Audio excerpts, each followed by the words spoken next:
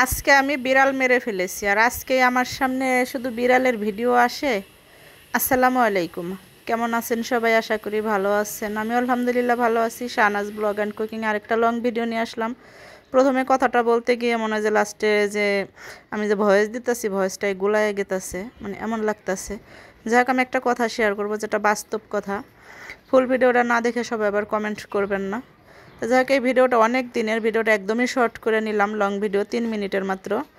পাঙ্গাস মাছের একটা রেসিপি পড়া ছিল, মানে যে অনেকটা পিছনের ভিডিওটা। তাই যাই হোক, আমি কিন্তু বিড়ালের ভিডিও ছাড়ি সবসময়ের জন্য টিকটকে, বিশেষ করে ফেসবুকে তেমনই হয় না। টিকটকে মানুষ বিড়ালের ভিডিও অনেক পছন্দ করে। আজকাল বিড়াল মানুষ অনেক ভালোবাসে, জানি না আগের দিনে কেন ভালোবাসতেন। আর বিড়াল এমন একটা মায়ার জিনিস, মনে হয় যে নিজের সন্তানের থেকে কোনো অংশে কিন্তু কম না।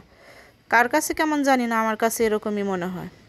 তো যাই হোক, মাছগুলো ভেজে আমি তারপরে বাটা মশলা দিয়ে দিলাম। এখানে বেশি করে পেঁয়াজ আর কাঁচামরিচ থেতলে নিয়েছিলাম, এটাই দিয়ে দিলাম। তা আমি প্রতিনিয়ত এরকম বিড়ালের ভিডিও ছাড়ি। তা একটা ছেলে কমেন্ট করছে যে আজকে আমি একটা বিড়াল মাইরে ফেলালাম আর আমার সামনে খালি বিড়ালের ভিডিও আসতেছে।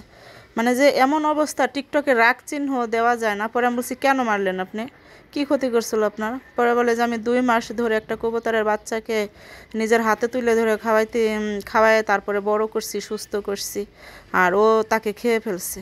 তা বুঝলাম, ও তো বিড়াল কবুতরের, আমি জানি যে কবুতর, কোয়েল পাখি, এগুলো চড়াই পাখি ওদের শত্রু। তা ওরা এগুলো দেখলে মেরে ফেলবে, খেয়ে ফেলবে। তা আপনি যে বিড়ালটাকে মেরে ফেলছেন, ও কি ফিরে আসবে?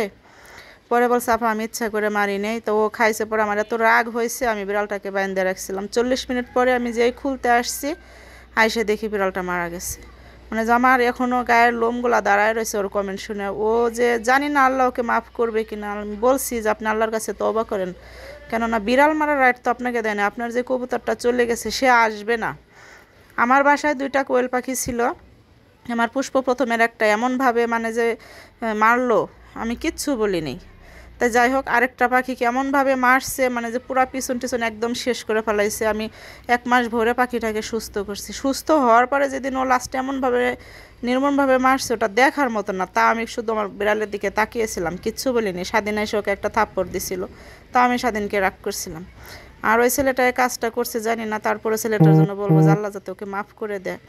আর যাই হোক, কথা বলতে বলতে আমি এখানে কাঁচা টমেটো, ফুলকপি দিয়ে পাঙ্গাস মাছের তরকারিটা করে ফেললাম। যারা ভিডিওটা দেখছেন তাদেরকে অসংখ্য ধন্যবাদ। যারা ফেসবুক থেকে দেখছেন একটু লাইক কমেন্ট শেয়ার করবেন। আর ইউটিউব থেকে দেখলে আমার চ্যানেলটা সাবস্ক্রাইব করে রাখবেন।